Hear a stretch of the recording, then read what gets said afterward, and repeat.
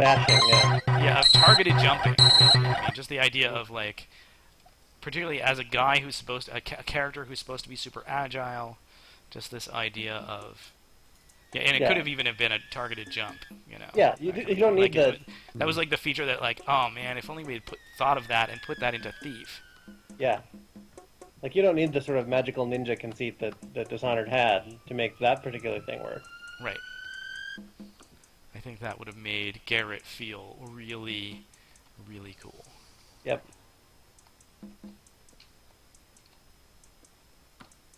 Magical ninja, very nice. And my confession about Thief is that I always thought that the am I going the right way? I always thought that the name of the game was going to be problematic because I felt like if you make a game called Thief, then you're kind of signaling that you're going to follow it up with Fighter and Magic user and and Cleric and whatever else. And I felt like all the people, we were segmenting our audience into the people who played Thieves in their D&D game and the people who didn't, and the people who played Thieves is a pretty small segment. And I just feared that like, oh, why would I play Thief when I can wait for Elven Fighter Magic user? So. And that was my big concern about the name of Thief. Which, hey, someday we'll stream Thief, and I'll say that again.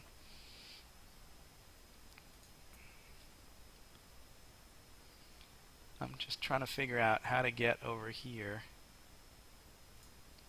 I guess, is that where I started? I guess it must be, because that's the elevator.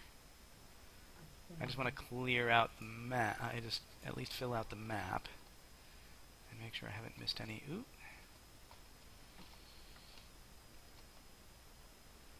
I don't really need two auto maps, I suppose. This situation is looking very dire.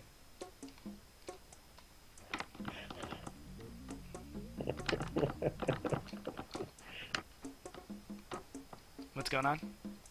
Oh, I'm just laughing at D-fans riffing on your character class concept. Grandmaster of Flowers. Old D&D shout out for those of you who weren't around at the time.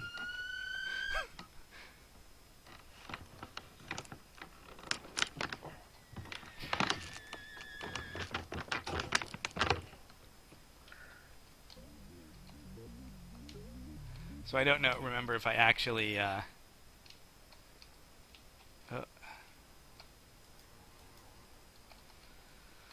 don't remember if I actually enabled jettisoning in this playthrough.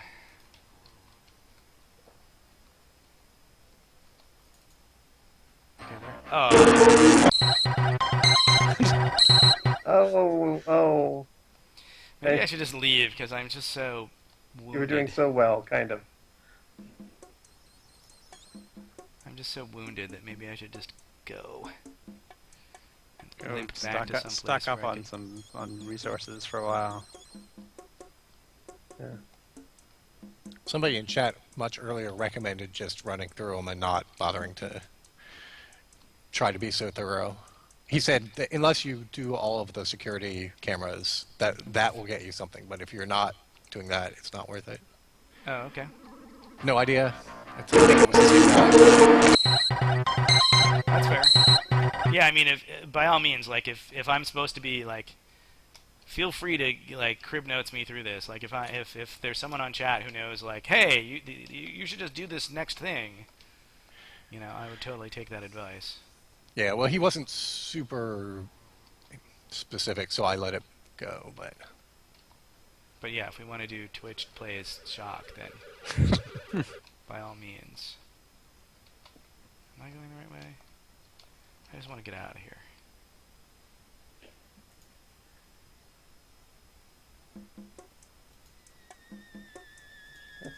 We want the same thing for you, Mark.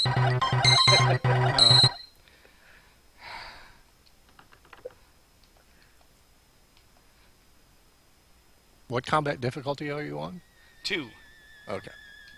So yeah, I wasn't talking because I was afraid that I was going to be like too reverby to stand or whatever during the And I'm a little reverby, and I get that, but that's actually sort of appropriate for for this game. But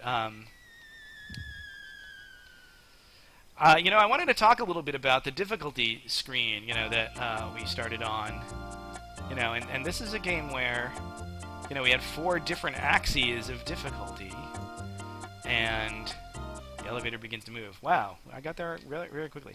Yeah, that was supposed to cover a long load, but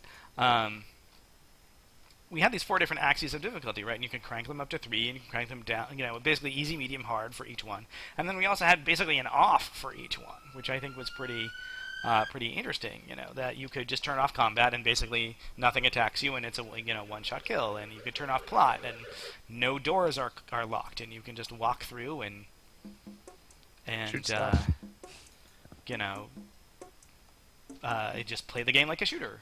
And you could basically turn off Cyberspace. You could basically turn off the wiring puzzles, and you could turn them all off and just have a museum that you were just walking through and exploring, kind of like Gone Home or something, right?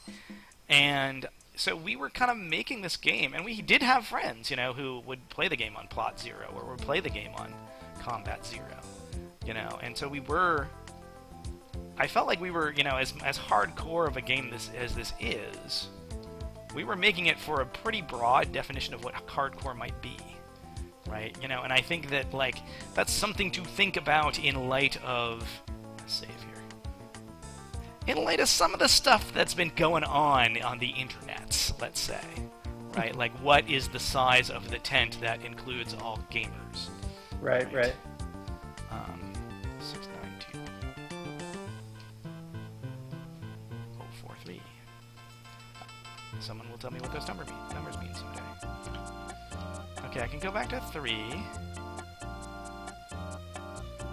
Maybe I just want to try and sprint across 3 and get to some health.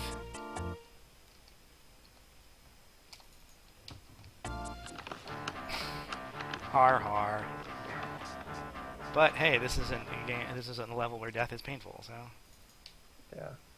So let's see if all of your difficulty levels are on 0, someone asks. Let's see.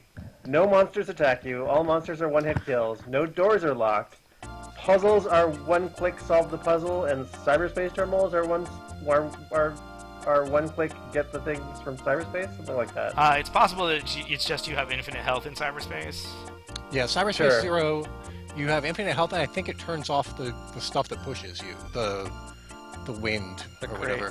Oh, right, yeah. The current. Holy crap! Still have to go in and stuff, but... turning off the current actually kind of makes it harder because you don't know which way to go anymore, but... Sure. I mean, it's got all the arrows, but... Oh, right, it does turn off the current. For someone who has difficulty with cyberspace. Yeah.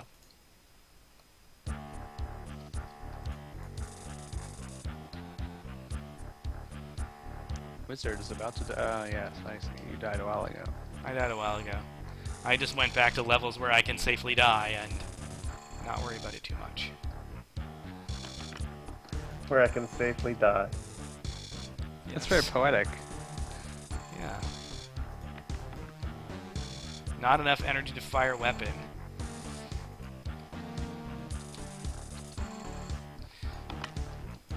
Oh, I don't have enough energy to use my laser rapier? Does my laser rapier take energy? Fine. Pistol.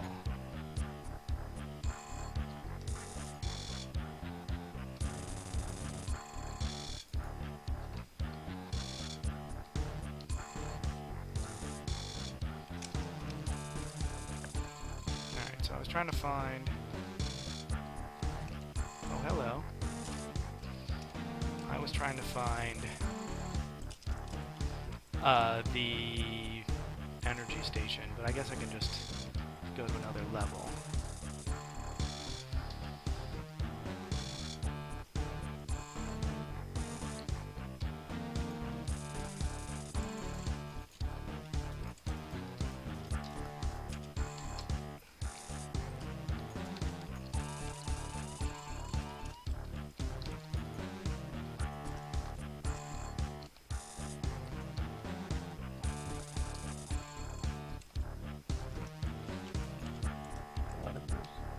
Oh dear.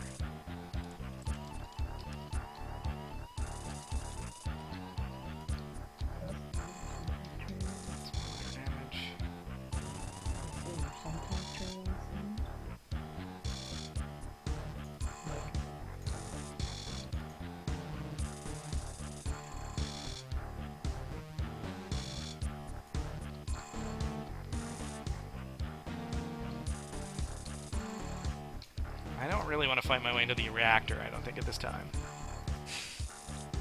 Unless someone on chat tells me I do. I really just want to get myself some energy. Where is the energy? It's around this way, I think. No, it's not this way.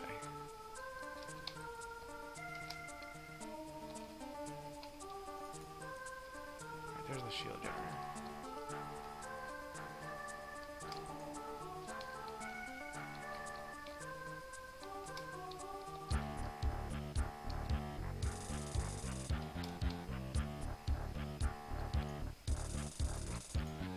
I have no health again.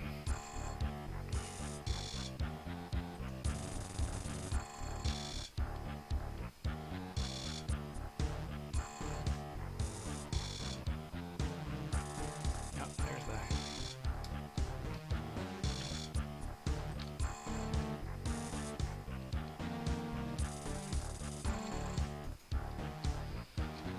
Alright.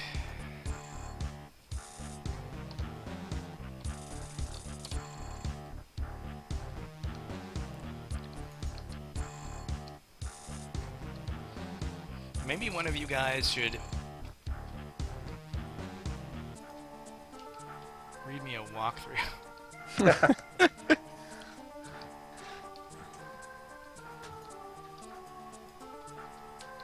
What do I think of the Thief 1 speedruns? I actually haven't seen the Thief speedruns, strangely enough. Should I? So, my speedrun claim to fame is that my Zork 1 speedrun is 14 minutes. Nice. Wow. That's with no tool assistance. You know, so... That's just you typing furiously. Just me typing as fast as I can. Have you saved lately, Muck? Yeah, I have, but I also have the Oh, the regen. so... So In did fact, you I have may any... have to avail any- myself of it because... I really have to learn to conserve my ammo when fighting.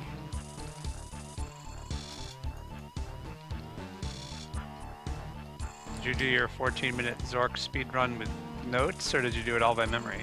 All by memory. Yeah, if I had actually spent more time optimizing, I probably could have gotten that down, but... Could you just type the whole thing on one line, separated by periods? I guess you probably could. I don't know. Maybe you can. Dan is mentioning the Underworld speedruns. I've heard some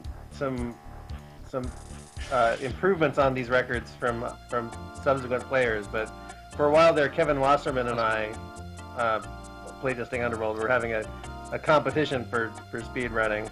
I got mine down to an hour and a quarter, and he beat me at 45 minutes. Right.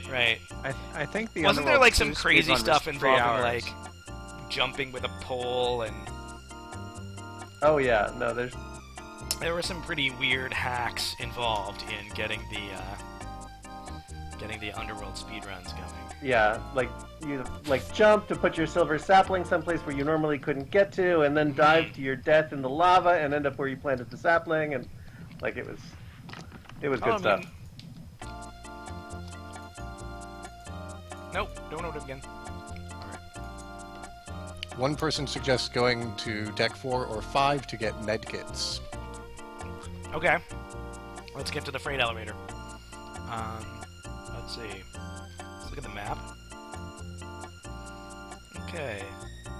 Looks like we go out here, we hang a right, and then it's going to be that door. Okay. And then we're going to have to deal with this mutant somehow.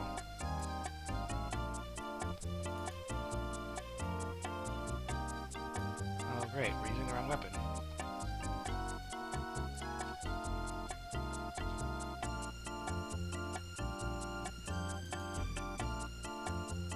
Yeah, one thing about speedruns in our games in particular, like we brought this up earlier, is that there's very little in the game that you are literally required to do in order to progress the plot. Instead, like if we had a moment that we figured 80% of everybody would hit, and it would be like a different 80% for each of those, like then we were doing a good job of crafting the overall experience, and people were going to mostly get what we were going for, and we didn't feel like we needed, everybody to have, every moment authored by us, right? So it's a not all games are like that, certainly. But it does mean that, like, if you know about all those things and you know all the ins and outs of the game, you were able to dodge a lot of content that a typical game experience would definitely include. Hey, med patches. I feel so luxurious. Like you're made of suede. Good call. Yes, thank you, whoever suggested getting up. Ooh, bad. CyberP_. Was it CyberP underscore? Yes. Thank you, CyberP underscore. You rock. It could be cyberp underscore. We're gonna find out that CyberP underscore is like Doug. He's just been taunting us this whole time. Well, Doug wouldn't remember any of this. No, he wouldn't. Who would? So is One Doug of the testers. Is I don't Doug know. at Valve right now? I believe he that still right? is. Yes. Yeah. We several Looking Glassers actually are at Valve. Tom Leonard is still there, Tom right? No, Tom Tom Leonard is Leonard- gone. Oh, he He left? was part of the Purge. But Chris Carollo, who worked on Thief, is there. Brian Jacobson, who was a tech group guy in the sort of Thief era, was there. Here we have the DC-05 Riot Gun, which I'm not going to bother to pick up because I don't think it's that good. Well, look, yeah, it's the rubber bullet gun that like does knockback mostly and not a lot of damage. Doug was really into that idea of having like a really kinetic weapon, which Which is fun. I think is a sure, good but- idea. I just don't think it worked in practice. Yeah, Doesn't pull its weight in an environment this deadly. fun to play with and effective are not necessarily. Yeah, well, I mean, had we designed the Optimizing for the game same thing. around, if we had done Super System Shock Smash Brothers, maybe, Oh, sure, yeah. I mean, there are games where like that would totally be a mainstay, but.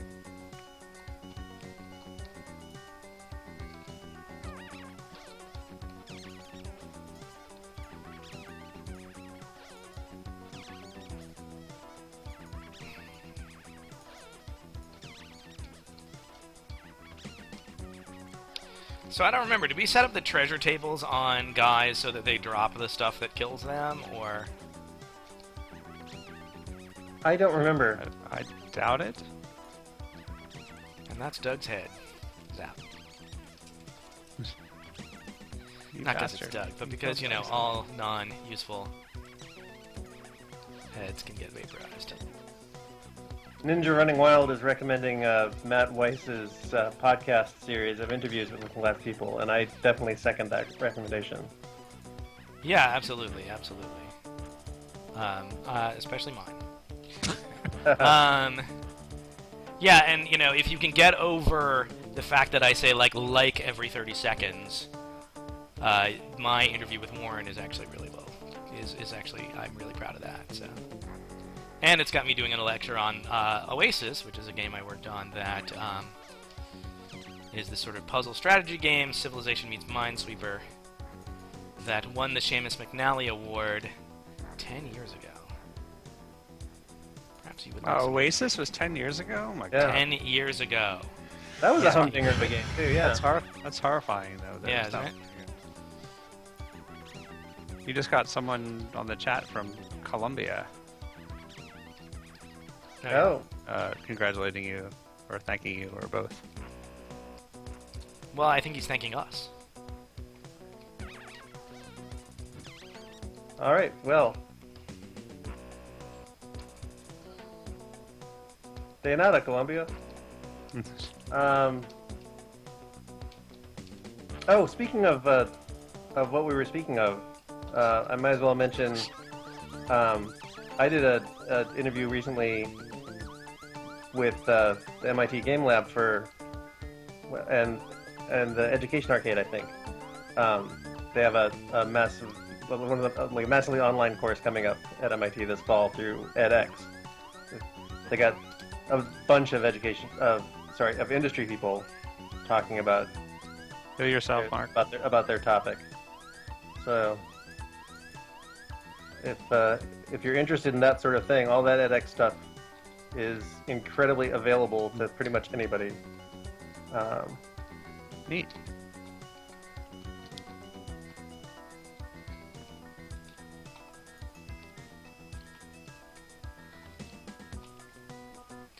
Oh. Where's the lever? Oh, there it is. A lot of some of the levels like taunt you with the not putting the lever right there.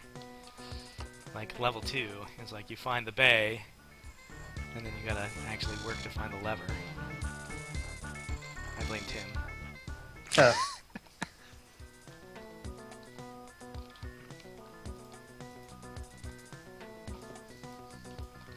This is not gonna go well for me. Save again. Okay. Oh, you turned it on. Yeah, I guess you turned it on, so who cares? I turned it on, but the worst is when you get you're wasting complacent ammo. because you don't. Keypad unlocks door. Sir Finkelberg asks if we are planning to follow up this stream to presumably try to finish this game at some point. I know there was some enthusiasm for that earlier. I'd certainly be. Yeah, I mean, maybe, maybe we should go a little bit. Let's see. It's on Pacific time. It's 7:40 now. Right. Yeah. How what are people's appetites for more now versus? Because hey, the other advantage is like if we try to do this again, we could We could have our audio issues ironed out. We could have we could actually like prep a little bit more and have the walkthrough and stuff, and like actually try to remember our game. And I apologize about that. One of the things is like this was kind of a spur of the moment thing. I was driving home one day and I remembered that. And I was thinking about, what I really enjoy, watching DVD commentary and stuff like that. And hey, we should really live stream our games, and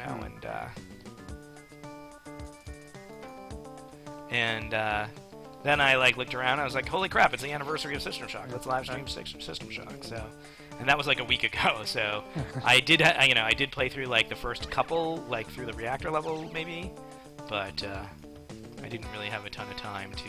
Hey, it's art. Yeah. To really bone up on the.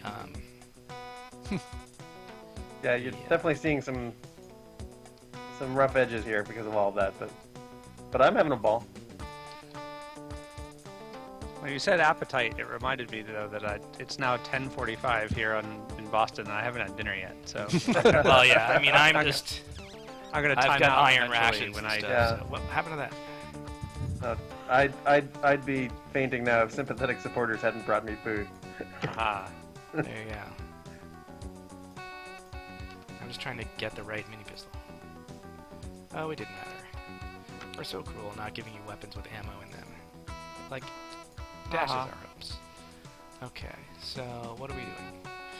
Do these things do blow-up damage? I was trying to figure that out. I guess I could. I really don't want to.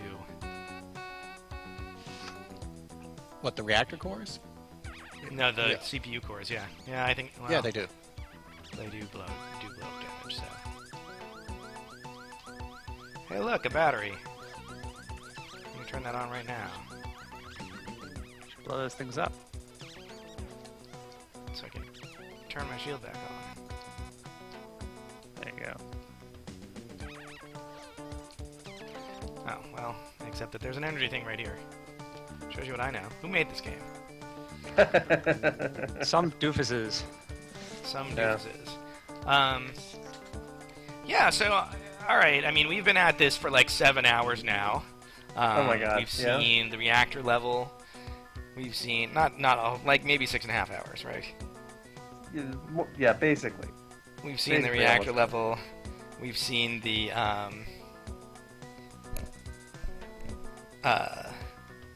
we've seen a lot of stuff. And, So maybe, and clearly I'm kind of a little bit getting out of my depth in terms of like my knowledge of the game. So it might be helpful if we,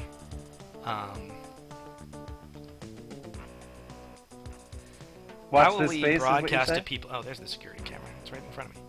How will we broadcast to people when? I mean, we can obviously post a new title on this stream. Yeah. And I've certainly been mentioning it on the Twitters, and we'll do so again if we repeat. The Facebooks. Yeah. The Facebooks. Yeah. Okay. I mean, I'd really like to finish. I don't need to finish this tonight, and I do feel like I'm a little bit flailing just for lack of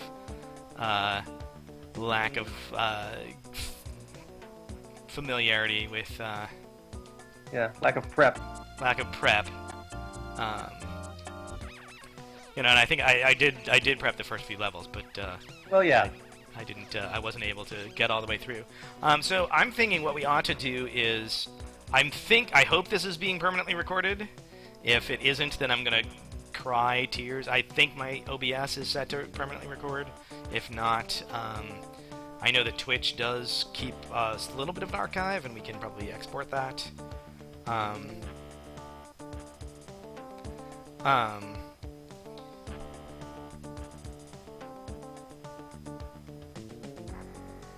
So, what I propose that we do is we just sort of do a final round of Q&A, if anyone wants to do more Q&A.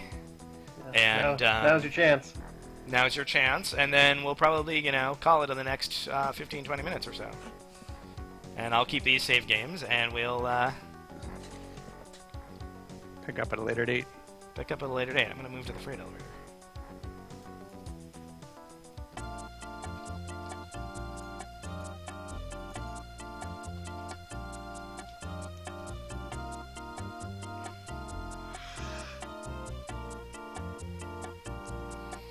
Hold for my friend. I'm not sure what that means, Holding.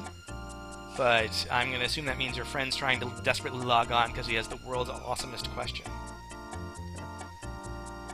Your friend is first in the phone book, while we still have phone books.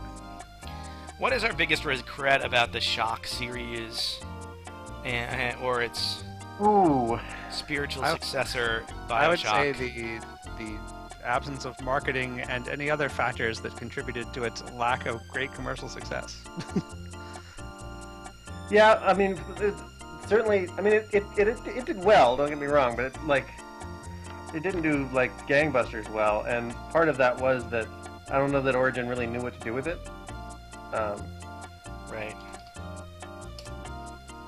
So that's, I mean, I wonder if there's, that's a little bit of a product formulation question.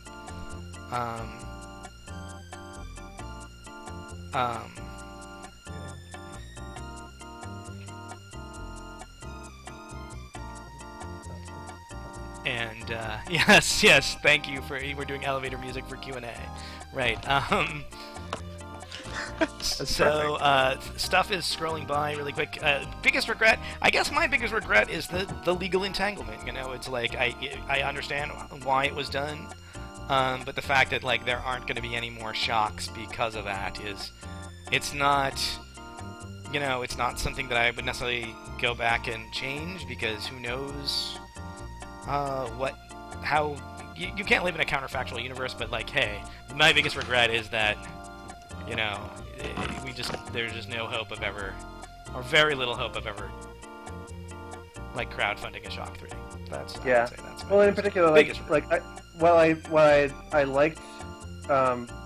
the BioShock games. They're shooters and not RPGs, right? And that's cool, because like that's what they're doing. But I like me some RPGs too, right?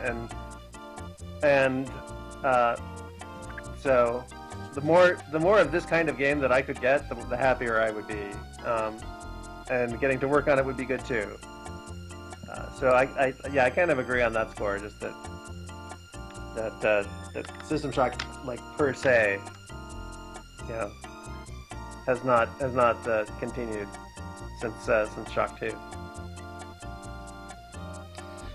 Can we say something about the Japanese text localization? Was that an official release? I assume it was, but that was probably all EA Victor. I don't know. I don't know anything about that, actually. So, no, we can't say anything about that, probably. Unless you guys can. How did you guys get the medical deck level geometry into Drawmed for the Where Am I level? I don't even know what he's talking about. As far as I know, I don't know. I think maybe he's talking about the System Shock 2 level that was building. Yeah. Yes. That was Michael. That was Mike Ryan performing some crazy Drawmed voodoo, is my recollection. Right. I mean, yeah, it's possible. I don't think we did anything procedural or anything. No, I think you could have imagined that we did something that would load the level and make brushes, but I don't think we did anything clever. I think he just did it by hand. I think Mike Ryan just eyeballed it. He was a monster. I don't see it on GOG. Is it locked to Origin? I don't know what the state of Shock 1 is. Are there any EA games on GOG? I mean, it seems like System Shock Portable is just ready to go, and they could just, it's just I'm sure it's just a business thing, not anything. Any particular gaming sites, forums, blogs, YouTubers y'all follow or are involved in? You guys? Oh. Forums you like? Only right now, only RPG forums, not video game forums. I don't know if any of our listeners find that interesting.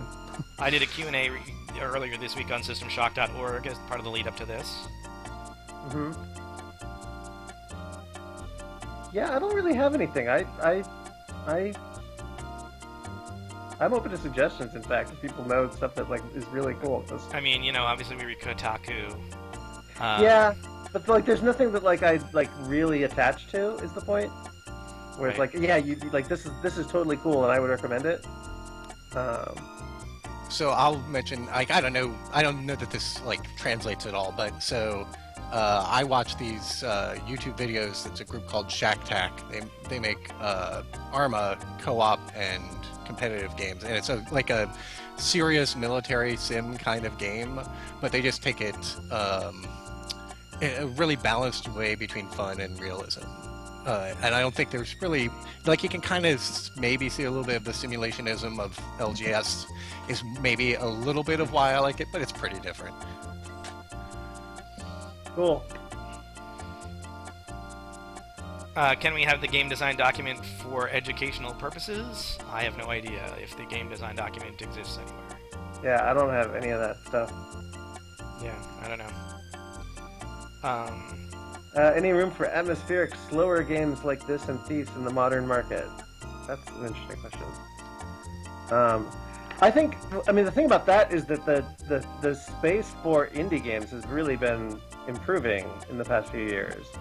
So there's much more opportunity to serve a niche market and actually make some kind of go of that. So I think actually now is a good time for that sort of thing.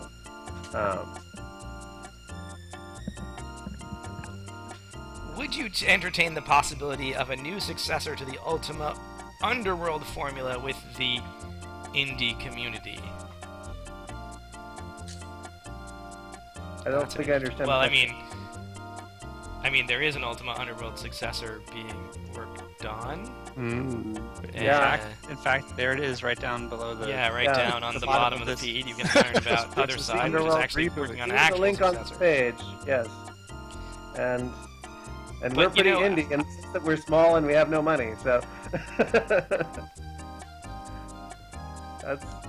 that's how all startups are, I suppose. Right. Can you talk about the development of SHODAN as a villain? I think we talked about that earlier in the feed.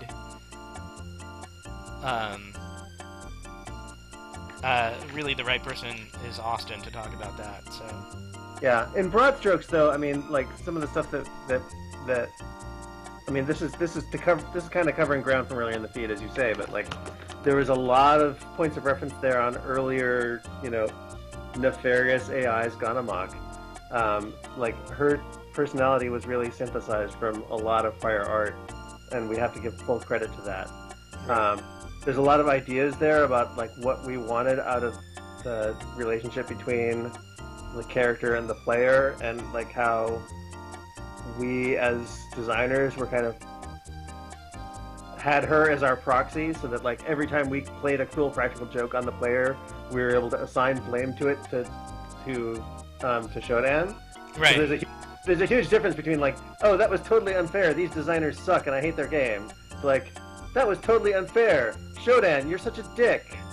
You know what game did that well, I thought, in more recently was Arkham Asylum, where the Joker was kind of the Shodan of that piece, and was both the foil and the narrator. I think they did a really good job with sort of like perfect character for that treatment, definitely. When they wanted to explain something to you, they just had the Joker taunt you about it, and then the Joker was always playing tricks on you. So I actually felt that Arkham Asylum did a really good job in that, and I feel like you can see a little bit of. I mean, obviously it was more of a straight-up action game, but I feel like you can see a little bit of like Shock and Thief in there. Right. Do you believe System Shock 1 was ahead of its time? This may be a cop-out answer, but I actually think System Shock was barely on time. I think that like it really was. I mean, all of the ways in which it is quirky and weird and kind of unfortunate are the ways in which it was, as I say, present-proofed. It was, had it come out a year later, it would have a better user interface. It would have, other things about it that, it would be slicker and cleaner and stuff like that. And, maybe the tech would have been a little bit older, though. So I think that, System Shock was... I feel like System Shock was the game that was ready to be made in 1994, and we had just the fortune to make it. What do you guys think? Totally agreed. That's a fair cop. Anyone else hide in the elevator when you first played? I found the music soothing. Well, yeah, it's the elevators are soothing. My thing is in System Shock 2, I would hide in the elevators so that I could play Overworld on the Game Pig unmolested. That was my thing. And I remember saving my game in Shock 2 so that I could save my Overworld game.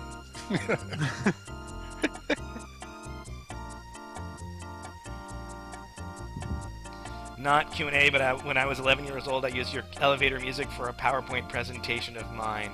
That's awesome. Sorry, do we have any opinions on the PS1 port of Ultima Underworld? I don't know. Yeah, Did Terry Brosius say things to you guys in the Shodan voice and creep you all out?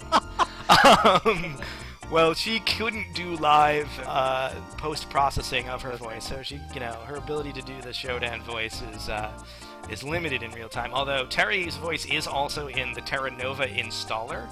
She's also the voice of Victoria and Thief, a bunch of other stuff. But I just remember working on the Terra Nova was the first one where we actually did a nice installer, like right about that time. Before that, all games had like really nasty, text mode installers, and then they were starting to do graphics in the installer and be fancy. And we had Terry's voice in the installer guiding you through. And whenever you got to a confirmation box, there was a sample of Terry saying, "Are you sure?" And that sample haunts me. Like, I reconsider most things now because that one time I heard Terry say, "Are you sure?" Like, I'm no longer sure of anything in my life because of that one. Did they maybe make an answering machine message or something like of Shodan? Oh, maybe. I have a faint tickle of a memory.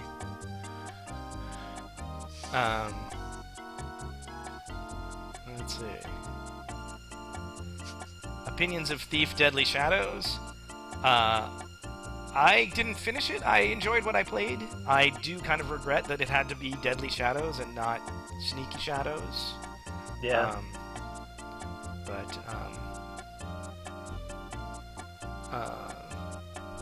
Yeah. Any development being done in the lines of VR for a spiritual successor to this franchise. Well, there's no spiritual successor to this franchise being done right now. I think that BioShock is complete, right? And I think that BioShock has kind of taken it another way. We did have virtual reality stuff, 1990s era VR headsets working for System Shock, the original System Shock, at the time. I don't think we ever released it. I'm just scrolling down questions. I have no idea if this list is ever going to end or if people are just adding stuff and just going to keep me here. How is your thought on Kickstarter, including both the bad and the good? I don't know, you guys? I mean... I think it is generally a force for good. I think there's a tendency for people to think of it too much as a panacea. Because all the failure, like the vast majority of Kickstarters that are failures don't come to light as much as the successes, so it has confirmation bias built into it. Yeah, well, and the comments that I was making before about like the opportunities that are available, like in the indie game space, like Kickstarter is a huge part of that, and you know the downside of Kickstarter is kind of the cost of that existing, but I'm glad it exists. Yep. Right. Yeah, I mean, I think that it's a good way as a developer. I think it's a good way to sanity check your idea, right? Like if you can't get your idea kickstarted, then your idea probably isn't ready for the world yet. Yeah. Right. And I think that's why you see guys like, you know, that's why you see guys who are very successful doing Kickstarters. I mean, I've worked with Richard Garfield in the past, and he said that he will not self-fund his own games because he wants that sanity check of if he can't convince other people that this game should get funded, then it probably shouldn't get funded, no matter what he thinks. Yeah, interesting. Here's a good question. What advice would you give to game design teachers? So I run with Tim and 8 other folks a game design workshop at the GDC every year. We've been doing it every year since 2001, and I've run it. I run pieces of it at PAX, and I run pieces of it at companies and things like that. I've run it at Disney. I've run it at Valve, places like that. And so there are some good resources for game design teachers. Obviously, there's the game design workshop book that the wow, I'm blanking on the authors. Who did the game design workshop book? Tracy Fullerton. Tracy Fullerton Right. and company did down at USC. That's a good resource. My website has all of my lecture slides and activities and things, which is 8kindsofun.com. 8 is a digit, not a word. 8kindsofun.com has all of the stuff I've ever done in terms of game design teaching. Also, stonetronics.com with an X. Stone, Tronix. Stone Labrandy, he's a coworker of mine. He runs and also runs the workshop with me. He runs a game design. He's a game design class at I think Cogswell College out here in the Bay Area, and he has a whole curriculum that's excellent, and it's all design exercises and very hands-on and very playful. So contact Stone Labrandy any way you can, because that's a good resource. Also, the folks at the NYU Game Center are a good resource to contact for teaching. Does anyone have the source code by Mr. Minman? Hi, Art. Well, Art presumably doesn't. I don't. Sean, do you have the source code? Yeah, I have one file from it, which is just the MFD games file. Oh, right. Awesome. It's 3,500 lines of code, so it's a lot of code. It's just the mini Right. games. It's just not anywhere near enough code. Maybe Doug? I don't know. Obviously, there's legal entanglements there. If one of us did have the source code, we'd probably be... it probably would not be... I mean, we wouldn't be possessing it legally. That said, sometimes you are cleaning your house and you find a disk or something, and, you know... And rather than destroy it, you set aside, and, you know, maybe that's still around. I don't know. It's possible, you know, back in those days, part of publishing through companies like EA is you had to deliver them a hard copy of your source code. So it's possible that in some dusty file cabinet, there's like a printout of the System Shock source code. I imagine they've either shredded or digitized that all by now, but who knows. So if you just came onto the stream, we're probably wrapping up for the night, and we're just doing Q&A.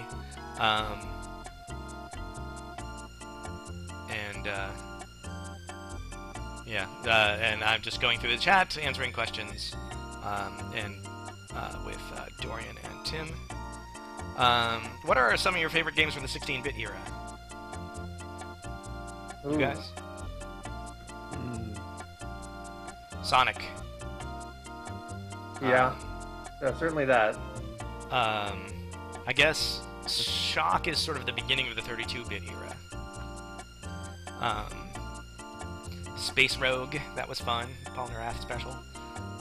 Yep. Yeah, I was for me, it would in general would be mostly Sega Genesis games. Yeah. Just because that was my allegiance back in those days. So The various Sonic, Speedball 2, Brutal Deluxe. We played a ton of Sonic. Zombies Ate My Neighbors. Oh, Great yes. Game. Oh, nice. That game was so good.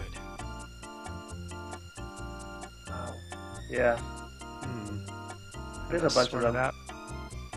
Any dream features that had to be cut? I mean, I mentioned earlier that there was it's not a dream feature, but we did have this idea that in addition to Cyberspace, there were going to be little terminals that you would sit at and do command line hacking and stuff like that, and that got cut because it was yet another hacking thing, and it was yet another hacking thing, and it was kind of immersion breaking. Yeah, because it wasn't. Honestly, if I had to pursue that aesthetic these days, I would just do Giotto like Fallout 3 did for their hacking. Right. It was fine. Really, guys, is there anything you can share with the community? System Shock editor, any source data? No. Yeah, I wish we had that stuff. I didn't keep anything. I didn't keep any of that stuff, at least not from this project. It's possible that up in my attic I have some actual paper notes that I took to myself. Yeah. I mean, pretty much anything that I have has already leaked into the world through other means. I did have one disk of the Thief source code from back in the day, and back when the new Thief was being worked on, Eidos approached me about getting it because they had lost it, and they were looking for ways to make that available, but legally and all that stuff. But so anything that I had has already made it out into the world. Shodan's stuttering voice was inspired by Max Headroom, right? Absolutely. Someone starts up a remake of both SS1 and SS2. Would you contribute? Probably not with talent per se, but hey, if you put it on Kickstarter, I would totally contribute at a high level. I mean, not the 5 or 6 figure level, but not the helicopter ride level. Yeah, not the helicopter ride level, but with talent, I mean, I'd play an early version for you and give you my feedback. I probably wouldn't type a lot of code for you, but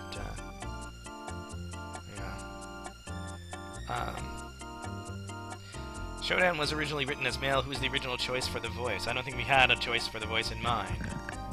Did we? I don't know. No. The last part, and I mean, I wasn't involved in the voice casting, but I like my recollection of Greg and like his stories about producing all that is just like he was in a band with this woman who could do voice acting. Would you back a random team of nobodies wanting to recreate System Shock 1 in 3D 1-for-1? Or would you send cease and desist? Well, it's not ours, so we wouldn't be the ones sending the cease and desist if that were to happen. I think that anyone... Nor would I be inclined to, anyway. I mean, yeah. Yeah, I mean, I think that, quite frankly, if, there's no real gain. I mean, other than, I guess, there's some IP to protect there, but there's no real gain to... I don't know. I would be aggressive and see what happens, Hey, if you try to do it and you had a good level 1, and you put that on Kickstarter, maybe I would help you kickstart level 2, or whatever. But, hey, you'd have to do everything original from scratch, right? Clean room, right? Like, make all the textures anew and all that stuff. Shodan was originally going to be voiced by Gilbert Gottfried. Not a chance. I think Dan knows what he's talking about. Yeah. Look at you, insect! Panting and sweating as you Oh, that run was down it. my Sorry, hard Dan. I didn't notice that. Yeah. Why didn't System Shock 2 have the elevator music? It didn't? Oh, that's a good, I don't know. Kills the daunting atmosphere. I think that's a joke that only works once. Oh, yeah, sure. So I support that decision. How do you feel about piracy in the age of affecting the industry? I mean, I think it's overblown. I think that, Yeah. I think that you should realize that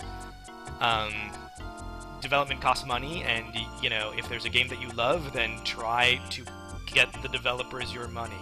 And other than that, if there's a game that you can't play any other way because you're destitute or because you're, like the numbers they throw around where like they imagine that every pirated copy is a lost sale, or that, Right. like that's obviously a completely false assumption. On the other hand, don't be a dick. Right. Don't be a dick. That's really what it boils down to for me. Right. Who did you use for the voice talent in System Shock? We used in-house. It was all us. Like I have a voice. Yeah. Tim has a voice in there. Dorian has a voice in there. We're all in there. Yeah. It was we roped in friends and stuff. We roped in friends. Helen Dunsmore was a friend of ours who did Rebecca Lansing. Terry was doing music for Terra Nova at the time, and we roped her in. We did not have the budget or the wherewithal to get real voice actors. It was just all of us. Yep.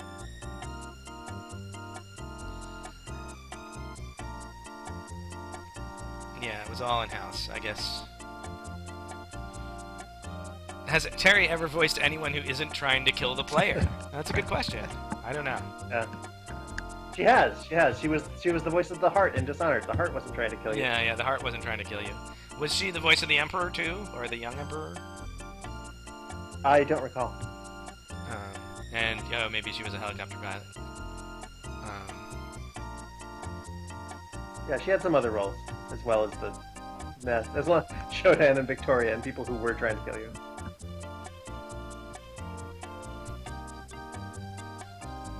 There's a Dishonored 2 in the works. Is Shodan the shadowy figure controlling Lamergate? No comment. Yeah, the farther we stay from that business, the happier I'll be. I mean, there's a lot of, how would you guys feel about us making a game that's kind of like this? I think we would generally feel awesome. Make games. And, I think you should do what you were inspired to do. Because that is the most powerful thing. I think in the industry, we get hung up on innovation sometimes, or we get hung up on, there's a couple different extremes, right? We get hung up on the business model, or we get hung up on, going so far out into the blue ocean that, we lose sight of stuff. And quite frankly, I think that do the game you want to. If you're going to do a game, do the game you want to do, especially if you're doing it, on your own time with your own money. And if there's a game that you love and it's like, I want to do that game, I just want to do a copy of that game, that's totally cool too. Like that's how you learn your craft and find your voice, right? Right, and you won't do a copy of that game. What you'll do is you'll do something awesomer than that game, hopefully. Yeah. Just make stuff.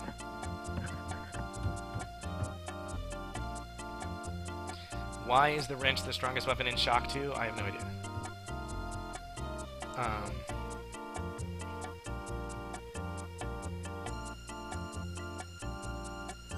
When are we coming back? I don't know. We're gonna have to work that out with our wives and stuff. So and figure out how much prep and when that's gonna happen. All that stuff. Maybe next. I'm not gonna make any promises, but I'll try and see about next Sunday or something. Soon enough that we don't lose momentum is the key. Is it possible to make big budget games of this depth? I think so. I mean, I think that, I think there is room in the world for hardcore games, for deep experiences. I think that that's been proven out. I mean, I work for a company that is very much about self-identified core gamers, and I think that they believe that you can do awesome things. Yeah, I think you need to be in a really strong business position to take that kind of risk, in a way that was maybe easier when the stakes were lower. But I still see people doing it.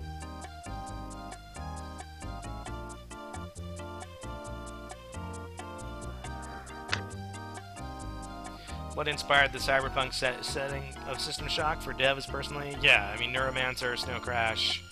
I think there's a little bit of Outland. I actually said that earlier. I think there's a little bit of Outland in there, maybe.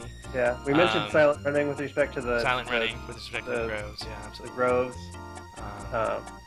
Max Headroom, obviously. Yeah. Yeah.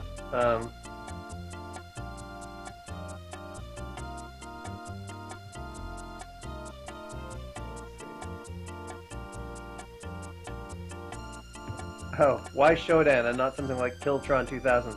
We talked about Shodan's name a little bit before, and I mean it was. I think partly actually like this is tied into like there's kind of a Japanophile kind of strain in a lot of cyberpunk, and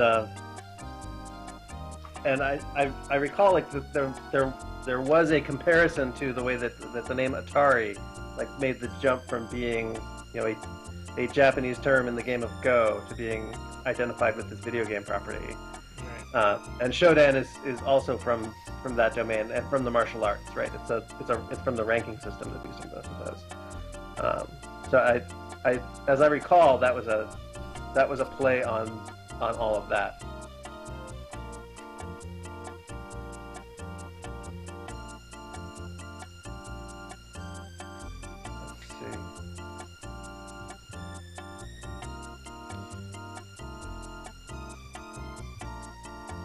When Legolas went through liquidation, do you know where many of the assets ended up?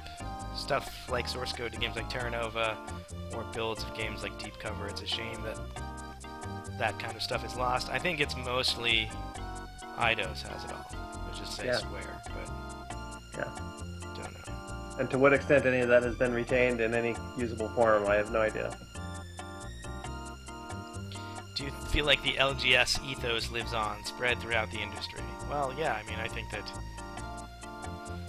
there's a lot of LG influence all over the industry, right? I mean, I think that it can be felt at Valve, it can be felt at Bethesda, it can be felt at... Arcane, absolutely. And I think that, the BioWare guys were a little bit inspired by System Shock and stuff. I've heard some of them talk about that. Yep. And then, obviously Arcane is like,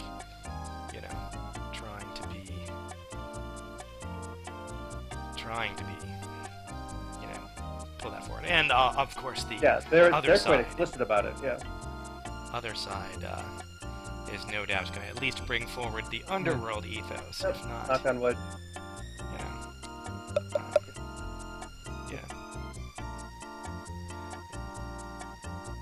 Well, I think that, it's weird that there's that Google for Hackers site called Shodan. It's a little, I don't know what the deal is with that. I don't know if that's on purpose. My understanding is it is, It's named after the character. Sure. Life imitates art. I think it's funny that the video game character is the main page for the title Shodan on Wikipedia. And the other any photos of the LG offices during the 90s? Well, if you look around, there's a series of videos that were made on the last day of Living Class. I don't know if that counts as the 90s, but it's like the 2000s. It was 2000. It was in 2000. But in fact, you can look around for those. You can see all of our faces. I still had long hair. Yeah. I swear a lot. I think, let me see if I can, but Mike Krasnowski had that video, and yep, here it is. It's up on YouTube, and I have it linked from my site, timstelmach.com. So either go there and there's a post there, or search for it on YouTube and you should Or be able to that find it. YouTube link right there that someone just posted in chat. Awesome. Ninja Good Running job, Wild Ninja Running comes Wild. through. All right, well, I think we're gonna wrap it up because we've been at this for a while. Yep. It's only Thanks been everyone for showing up. Yeah, it's really. Yeah, and we will would've been- post. People. Would have been When lonely we if figure out what without- day this is going to happen on again, I'll post here, and I'll also post on TTLG and the SystemShock.org forum, if not other places. Awesome. Thanks, Thanks, you all. Mark. Yeah. Thank you all for watching. It's been a real privilege to play our 20-year-old game for you guys. God, 20 years old. Yep. Right.